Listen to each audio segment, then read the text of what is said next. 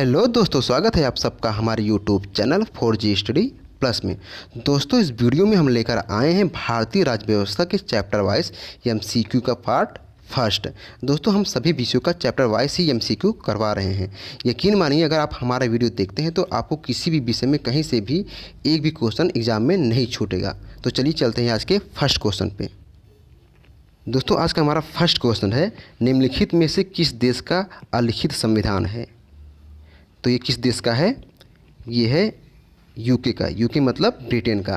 दोस्तों, ब्रिटेन का संविधान अलिखित है। यहाँ संसदीय परंपराओं के आधार पर जो है शासन होता है। USA, पाकिस्तान एवं भारत के जो है लिखित संविधान है। ठीक है, चलते हैं आज के नेक्स्ट क्वेश्चन पे। नेक्स्ट क्वेश्चन है, निम्नलिखित में से भारतीय संविधान सभा का अध्यक्ष कौन था? तो ये कौन थे? ये थे हमारे डॉक्टर राजेंद्र प्रसाद। तो 9 दिसंबर 1946 को संविधान सभा द्वारा सच्चिदानंद सिन्हा को अस्थायी अध्यक्ष चुना गया था, जबकि 11 दिसंबर 1946 को डॉक्टर राजेंद्र प्रसाद को संविधान सभा के अस्थायी सदस्य के रूप में निर्वाचित किया गया था। दोस्तों, डॉक्टर राजेंद्र प्रसाद भारत के प्रथम राष्ट्रपति भी थे, इस बात को याद रखिएगा। चलते हैं आज के नेक्स्ट क्वेश्चन पे। संविधान बनाते समय निम्नलिखित में से कौन सा आदर्श प्रस्तावना में शामिल नहीं किया गया था? ये कौन सा आदर्श वाक्य था? ये था समाजवादी।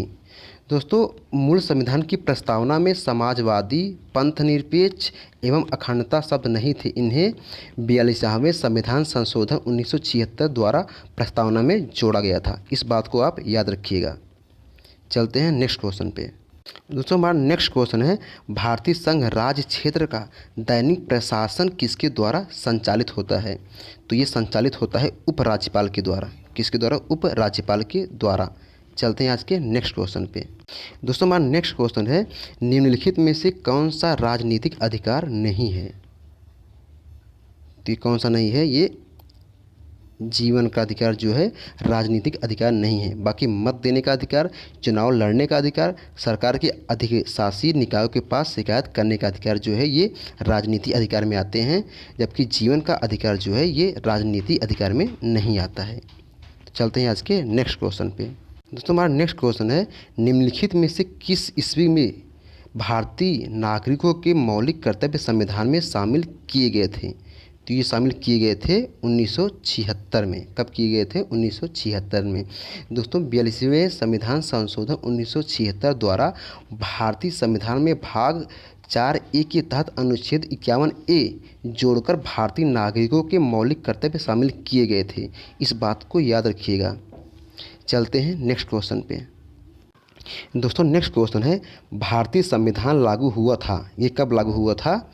तो ये लागू हुआ था 26 जनवरी 1950 को लागू हुआ था। अब कब बनकर तैयार हो गया था? तो ये बनकर तैयार हो गया था 26 नवंबर 1949 को। ये बनकर तैयार हो गया था और पूर्ण रूप से लागू कब हो गया था? 26 जनवरी 1950 को।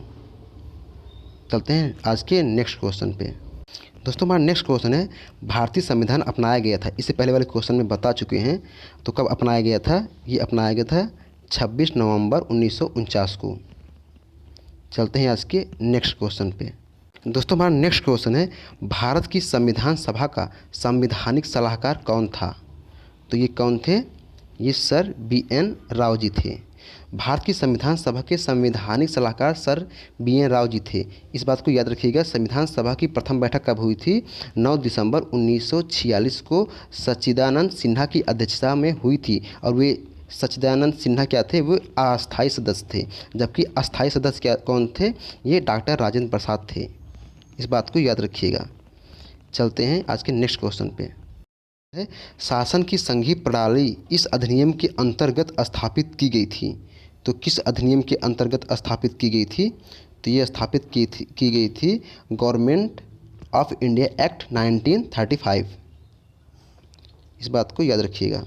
चलते हैं आज के नेक्स्ट क्वेश्चन पे। दोस्तों, हमारा नेक्स्ट क्वेश्चन है, भारतीय संविधान की रचना में निम्नलिखित में से किसने सर्वाधिक गंभीर प्रभाव छोड़ा है? तो ये आपका आंसर क्या हो जाएगा? आपका आंसर हो जाएगा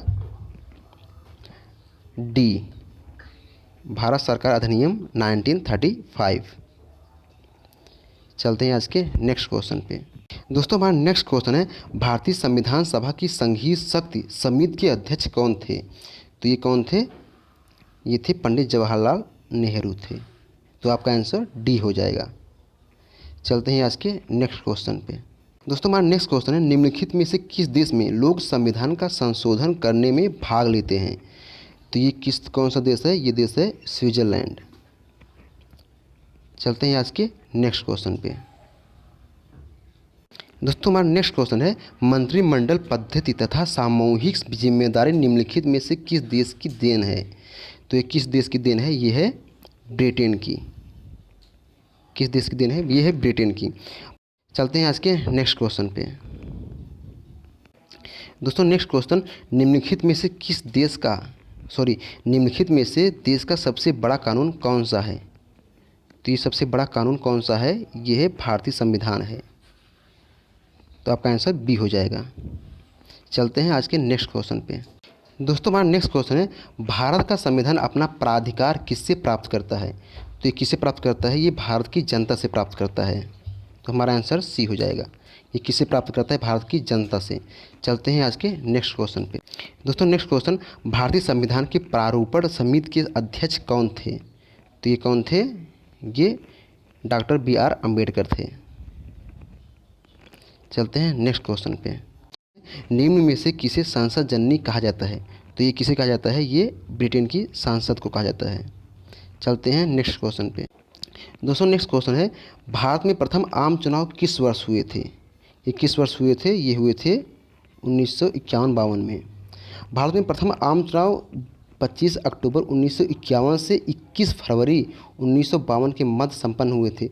कुल 489 लोकसभा सीटों के लिए हुए चुनाव में कांग्रेस पार्टी के जवाहरलाल नेहरू के नेतृत्व में, जिसने 364 सीटों पर विजय प्राप्त की थी। कितना? 364 सीटों पर जवाहरलाल नेहरू जो है विजय प्राप्त किए थे, कांग्रेस पार्टी से थे। चलते हैं आज के नेक्स्ट क्वेश्चन पे। नेक्स्ट क्वेश्चन है, भारत में एकल नागरिकता की अवधारणा अपनाई गई थी। तो ये कहाँ से अपनाई गई थी? ये इंग्लैंड से अपनाई गई थी। चलते हैं नेक्स्ट क्वेश्चन पे। दोस्तों आज के लिए बस इतना ही। अगर आपको हमारा वीडियो अच्छा लगा हो तो प्लीज़ लाइक करें, कमेंट करें और चैनल को सब्सक्राइब करें। Thank you.